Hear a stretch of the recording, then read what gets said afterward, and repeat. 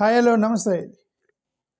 Mohan Bhagwat RSS chief versus Chandrababu Naidu garu మన రీసెంట్గా మాట్లాడుతూ ఒక మాట అన్నారు.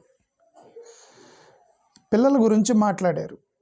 చంద్రబాబు నాయుడు గారు ఇది చాలా రోజుల నుంచి మాట్లాడుతున్నారు, బట్ మోహన్ భగవత్ గారు దాన్ని మళ్ళీ రిపీట్ చేశారు. దాన్ని ముగ్గురు పిల్లల్ని కనాలి ఫ్యామిలీకి అని ఒకటి చేశారనమాట. వాళ్ళు అసలు ఏమన్నారు చూద్దాం. మోహన్ భగవత్ గారు ఏమన్నారు, చంద్రబాబు నాయుడు గారు ఏమన్నారు, రెండు చూద్దాం. Okay. Mohan Bhagwat RSS chief has repeatedly advocated for అంటే ఒక న్యూస్ చదువుతున్నా. Mohan Bhagwat RSS chief has repeatedly advocated for Indian families to have at least 3 children to maintain population stability. At least 3 children to maintain population stability. ఆర్ఎస్ఎస్లో ఉన్నటువంటి ఆ పైన ఉన్నటువంటి మొత్తం జనాభా లెక్కలు చూస్తే వాళ్ళలో ఒక్కరికి కూడా ముగ్గురు పిల్లలు ముగ్గురు పిల్లలు ఉండరు. ఎందుకంటే మేజర్గా ఆర్ఎస్ఎస్లో ఎక్కువగా బ్రాహ్మిన్స్ ఉంటారు. బ్రాహ్మిన్స్ ఫస్ట్ కొడుకు పుట్టాడంటే ఇంక పిల్లల్ని కంటారు. బ్రాహ్మిన్స్ అంతే, ఒక కొడుకు పుడితే ఇంక 2 పిల్లల్ని కంటారు. ఎందుకంటే వాళ్ళకి ఆస్తులు చేలుతాయని చెప్పేసి. బ్రాహ్మిన్స్ అనే కాదు, అప్పర్ కమ్యూనిటీస్ ఎవరు, రెడ్డి కమ్మ వీళ్ళెవరు కూడా ఒక కొడుకు పుట్టాడంటే ఇంక మళ్ళీ సెకండ్ పిల్లలకి మ్యాక్సిమం సెకండ్కి వెళ్తారు అంతే. అమ్మాయిలు పుడుతూ ఉన్నారనుకోండి, వారసుడు వచ్చేంతవరకు ఎంతమంది నన్ను అంటారు. ఫస్ట్ అమ్మాయి పుట్టింది, మళ్ళీ అమ్మాయి పుట్టింది, మళ్ళీ అమ్మాయి పుట్టింది, అబ్బాయి పుట్టేంతవరకు పిల్లల్ని అంటారు. ఎందుకంటే వారసుడు కోసం ఫస్టే అబ్బాయి పుడితే ఇంక పిల్లల్ని అంటారు. ఓకే, వాళ్ళ టార్గెట్ ఒక్క అబ్బాయి కోసం పిల్లల్ని అంటారు. ఈ డబ్బులున్న వాళ్ళు మొత్తం వారసుల కోసం. ఇప్పుడు వీళ్ళు మనకేం చెప్తున్నారంటే ఒక్కొక్కరు ముగ్గురు పిల్లల్ని కానండి అని చెప్తున్నారు వీళ్ళు. ఆ ముగ్గురు ఎవరు మరి? అబ్బాయిలు కనమన్నారా అమ్మాయిలు కనమన్నారా మనకైతే తెలియదు. ముగ్గురు ఆడపిల్లలు పుడితే ముగ్గురు పిల్లల్ని కానండి అన్నారు. ఒకవేళ ముగ్గురు ఆడపిల్లలు అనుకోండి, ఆ పెళ్ళిళ్ళు ఎవరు చేయాలి ముగ్గురికే? మరేమో మోహన్ భగవత్ గారు చెప్పాలి మనకి. ముగ్గురు ఆడపిల్లలు, ముగ్గురికి అనమన్నారని ముగ్గురు పిల్లలకి అన్నారు. జెండర్ మనం డిసైడ్ చేయలేము. ముగ్గురు ఆడపిల్లలు పుడతారు, వాళ్ళకి పెళ్ళిళ్ళు ఎవరు చేయాలి? డబ్బులు యాడ్ నుంచి తీసుకురావాలి, వాళ్ళని సాగటం ఎట్లా? ఇదంతా వాళ్ళు అయితే చెప్పలేదు, ఊరికే ర్యాండమ్ స్టేట్మెంట్ అయితే చేస్తున్నారు ముగ్గురు పిల్లలు కానండి అని. Okay, he argued that India's population policy AIIMS for a fertility rate above 2.1. 2.1 అనేది నార్మల్ ఉందట. బట్ మీకు తెలుసో లేదో, షెడ్యూల్డ్ క్యాస్ట్ వాళ్ళ యొక్క ఫెర్టిలిటీ రేటు, ఎస్సీ ఎస్టీల యొక్క ఫెర్టిలిటీ రేటు ఆల్రెడీ 2.6 ఉంది. 2.6 ఎస్సీ ఎస్టీల్లో ఆల్రెడీ 2.6 అంటే వాళ్ళు ఆల్రెడీ దరిదాపులు ముగ్గురికి వెళ్ళారనమాట. బీసీలకి 2.2 ఉంది, అంటే జస్ట్ యావరేజ్కి దగ్గరలో ఉంది. ఓసీల యొక్క ఫెర్టిలిటీ రేటు 1.6 ఉంది.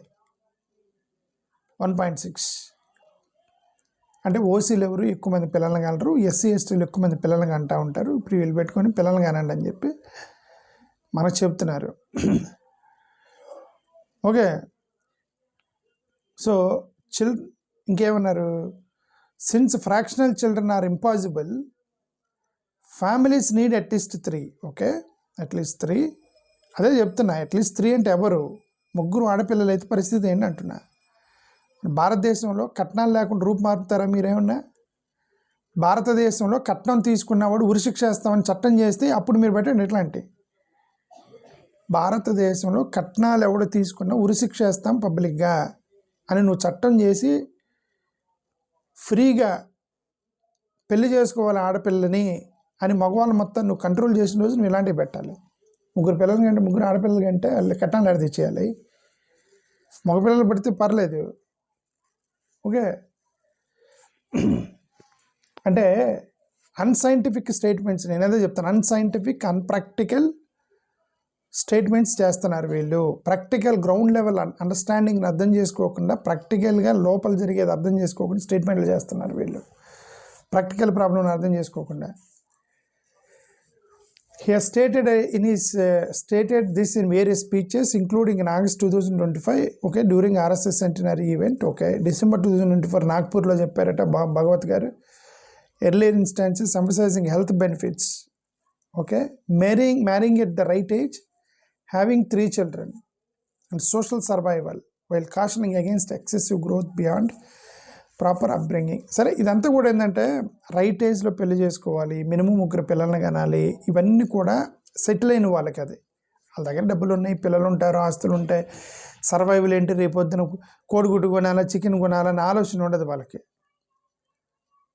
అసలు అది కన్సర్నే కాదు. వాళ్ళకి ఫుడ్కి తినడానికి ఆలోచన లేనటువంటి వాళ్ళకి ఇవన్నీ పెట్టుకోవాలి. మనం కరెక్ట్ 25కి పెళ్లి చేసుకోవాలి. ఇవన్నీ జీవితంతో కొట్లాడేవాడు, పేదరికంతో అల్లాడేవాడు, వానికి ప్రతి ఒక్కరు కూడా ప్రాబ్లమే. రైట్ ఏజ్లో పెళ్లి చేసుకొని భార్యను ఎట్లా పోషించాలని కూడా 30 సంవత్సరాల దగ్గర పెళ్ళిళ్ళు చేసుకోవట్లా. మీరు ఉద్యోగాలు ఇస్తే పెళ్ళిళ్ళు చేసుకుంటారు, ఉద్యోగాలు ఇస్తున్నారా ఏంటి? అన్ఎంప్లాయ్మెంట్ ఎప్పటికప్పుడు పెరుగుతూ ఉంటే పెళ్ళిళ్ళు చేసుకోండి అని అంటే ఎవరు పోషిస్తారు భార్యని? ఉద్యోగాలు కల్పిస్తున్నారా మీరు? భారతదేశంలో you failed in employment. The present government failed in employment, creation of the employment rate పెరుగుతుంది, okay, unemployment rate. So not possible. ఇలాంటి స్టేట్మెంట్స్ ఇప్పుడున్న కండిషన్స్ పాసిబుల్ కాదు. ఓకే, ఇది మోహన్ భగవత్ గారు చేసింది. చంద్రబాబు నాయుడు గారు చేసిన స్టేట్మెంట్ చదువుదాం. Chandrababu Naidu garu echo this view on December 26, 2025. అంటే అక్కడ మోహన్ భగవత్ గారు చెప్పిన దాన్ని రిఫర్ చేస్తూ చంద్రబాబు నాయుడు గారు మళ్ళీ మాట్లాడారు అనమాట.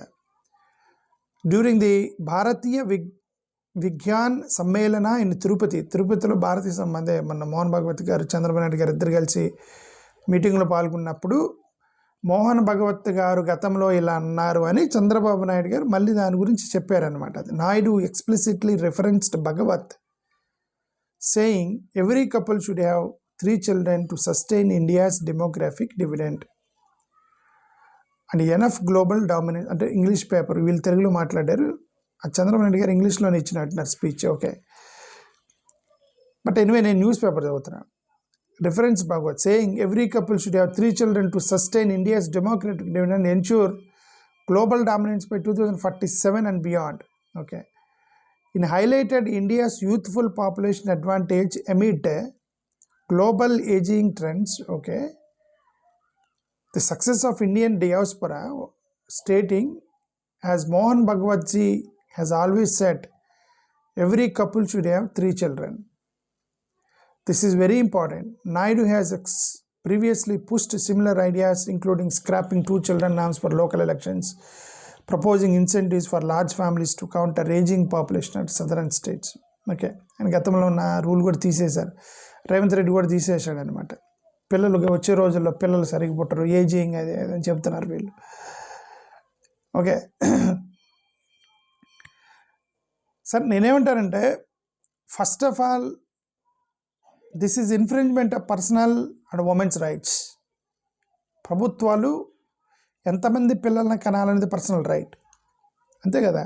ఇప్పుడు వచ్చిన బలవంతంగా నువ్వు 3 కానీ మీరెవరు చెప్పడానికి, నేను అసలు పిల్లలనే కాను అందనుకోండి, మహిళ నా ఇష్టం అండి, అసలు నాకు పిల్లలు వద్దు అందనుకోండి, పర్సనల్ రైట్ కదా అది.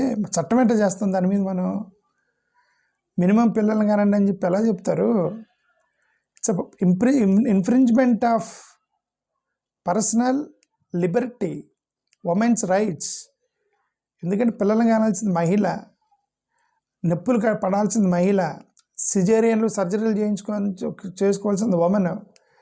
మనమెవరండి చెప్పడానికి 3 కానండి 4 కానండి అని చెప్పడానికి, ఓకే.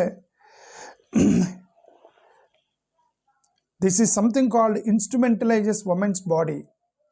ఆమె శరీరంని మనం డిక్టేట్ చేస్తామా ఎంతమంది పిల్లల్ని కానండి అని, మహిళల్ని ఎంతమంది కట్టాలనేది, ఓకే. ఇది సంథింగ్ కరెక్ట్ కాదు అది, ఓకే.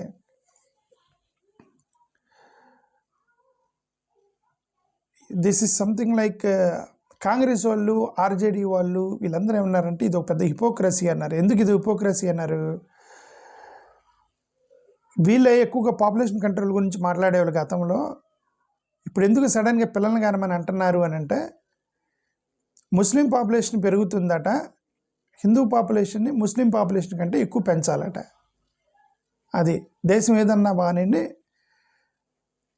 దేశం ఏదన్నా కానివ్వండి, అది ఎకనామిక్గా డౌన్ అవ్వండి, ఆడవాళ్ళ యొక్క శరీరాలు గుల్లవనివ్వండి, ఆర్థికంగా పేదరికంలో పడిసావని ఏదన్నా జావనివ్వండి, ముస్లిమ్స్ మాత్రం హిందువుల కంటే ఎక్కువ ఉండకూడదు. అది ఫండమెంటల్ రూల్ పెట్టుకొని వీళ్ళు పిల్లల్ని కానీ అంటున్నారు.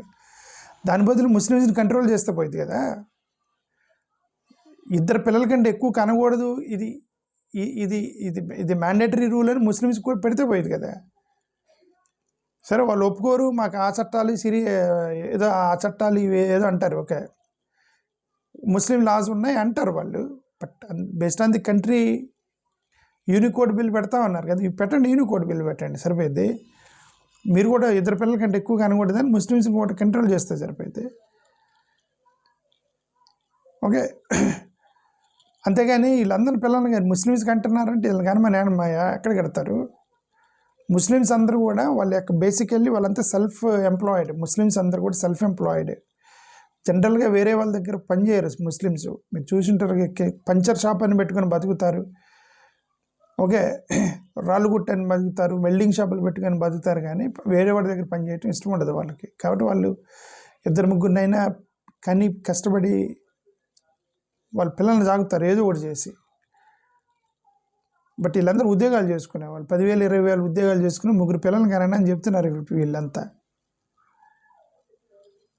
Okay, socio economic iniquity, health care centres మొత్తం ప్రైవేటైజేషన్. చంద్రబాబు నాయుడు లాంటి వాళ్ళు పీపీపీ ప్రైవేటైజేషన్ చేస్తారు. ఒక పక్క మెడికల్ కాలేజీలు, హాస్పిటల్ పీపీపీ అని చెప్పి ప్రైవేటైజేషన్ చేసి పిల్లల్ని కానండి అంటే పిల్లలు చూపించుకోవడానికి డబ్బులు లేకపోతే వీళ్ళు చేసేదానికి చెప్పేదానికి సంబంధం లేదు. అదే చెబుతున్నా. గతంలో గవర్నమెంట్ హాస్పిటల్స్లో ఉన్నాయండి, పిల్లలకు రోగాలు వస్తే పక్కన గవర్నమెంట్ హాస్పిటల్ చూపిస్తారు అనుకోవచ్చు, ప్రెగ్నెంట్ ఉమెన్కి వీళ్ళందరికీ. ఓకే, అన్ని ప్రైవేటైజేషన్ చేస్తున్నారు.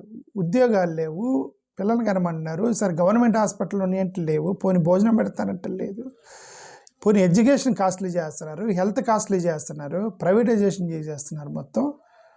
పిల్లల్ని మాత్రం కానండి అంటున్నారు. సో సాడ్ అది.